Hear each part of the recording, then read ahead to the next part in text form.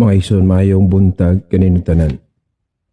Tungod sa bagyo, labi na ang bagyong Tino, nga migo mismo sa Cebu. Aduna itong mga igsoon nga mga lahi o pagtuo nga nag-atake sa larawan mahin sa Santo Niño nga matud pa nila. Ug tinuod pa ng Santo Niño nganong wa man maka panalipod sa maong grabe nga kadaot sa bagyo. Sige ra kunog kanang kugos-kugos ng Santo Niño nga wa man day nay gahom. May son atong iklaro ni kung unsa gyud ay ang atong pagtulunan kay kung mauna ang nasunahuna sa atong maigsuon nga mga dili Katoliko nga nagtuo sila nga ang mga imahen dunay gahom nasayop gayud sila. Ni ana wala man gyud magtudlo ang simbahan nga kanang mga imahen dunan na sila'y gahom. Simple, unsa man gyud ang gitudlo sa simbahan.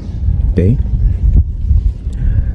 Ang tudlo atong simbahan nga matud pa that Catholic Church teaches that sacred images, mga statua, mga paintings, mga icons sa atong Ginoong Hesukristo, sa mga birhen ug mga santos are good and helpful when used properly. Maayo kung saktong paggamit, dili na sinayo. Kakini mga aids to prayer and devotion but not as idols. Sa ato pa, aid na ni katabang nato, makatabang nato sa atong pag-ampo, paghinumdum sa atong giampuan, pagpamalandong. Sa mapalanglit ang atong Ginoo nga gilansan sa krus, makapamalandong ta nitong giluwas ta sa Ginoo pinaagi sa iyang pagpalansan sa krus. Pero walay usak ka saktong Katoliko nga nag-isip nga kanang estatwa diha sa gilansang sa krus nga Ginoo mao nay atong pangayo ag hinabang or ang Santo Niño. Muna nga wala na gyud mo gamit og saktong pangutok ang atong maigsuon kung mao na ilang gituuhan nga wa makatabang ang atong mga estatwa diha. Dili man gyud na may motabang. Wala gyud na iwali sa Katoliko nga ang mga imahen sa mga santos sa Ginoo diha mao nay gamhanan. Nasayod ta. Nakasabot na ni ana.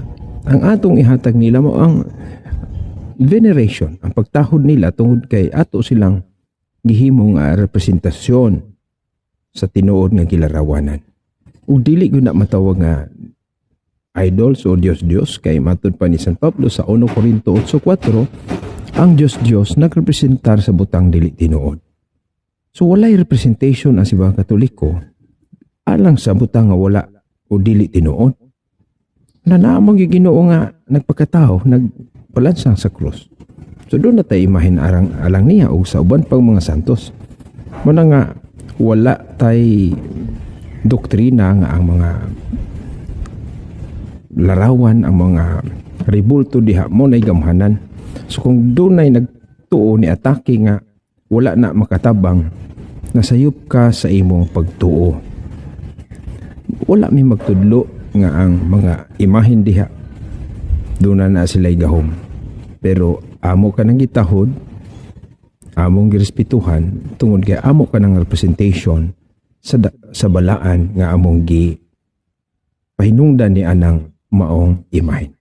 Hinaut nga masabtan.